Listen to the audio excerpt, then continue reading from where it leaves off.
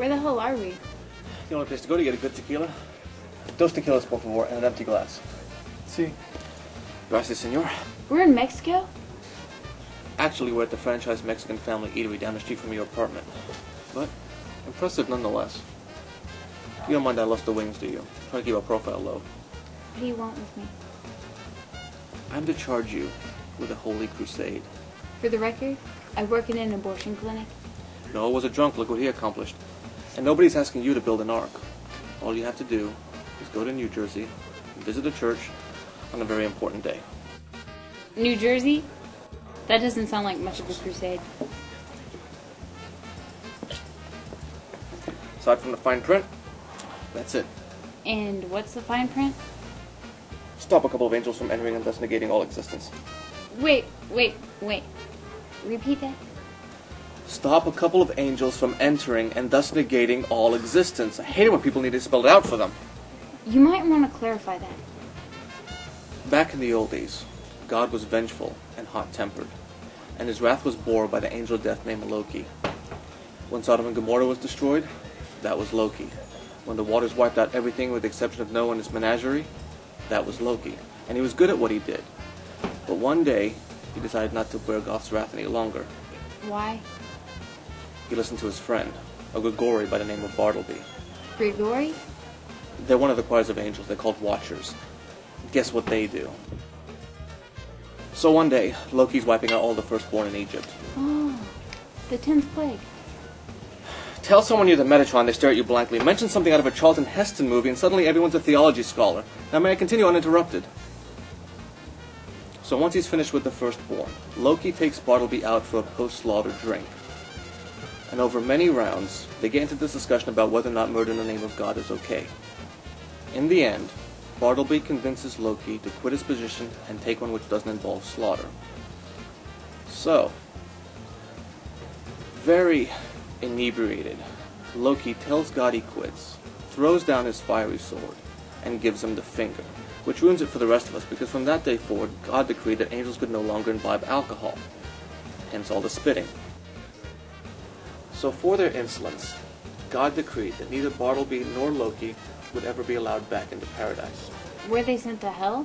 Worse, Wisconsin, for the entire span of human history. And when the world ends, they'll have to sit outside the gates for the rest of eternity. And this has what to do with me? Someone has clued them into a loophole in Catholic dogma which would allow them to re-enter heaven. So what? They beat the system. Good for them. It's not that simple. If they get back in, they will have reversed God's decree. Now listen closely, because this part's very important. Existence, in all its form and splendor, functions solely on one principle. God is infallible. To prove him wrong would be to unmake reality and everything that is. Up would become down, black would become white, existence would become nothingness. In essence, if they're allowed to enter that church, they'll unmake the world. If this is so major, why are you talking to me? Why doesn't God do something about it? He could, but he'd rather see you handle this one personally. Why me? Because of who you are. And who am I? The girl in the PJs. Don't ask so many questions. Just serve your purpose. I'm gonna have to pass.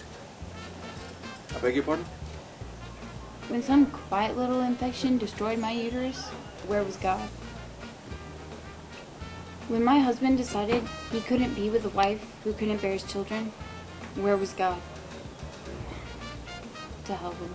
Don't allow eons of history and life to be blinked out of being just because you have a grudge against your Creator. So you lost the ability to make life.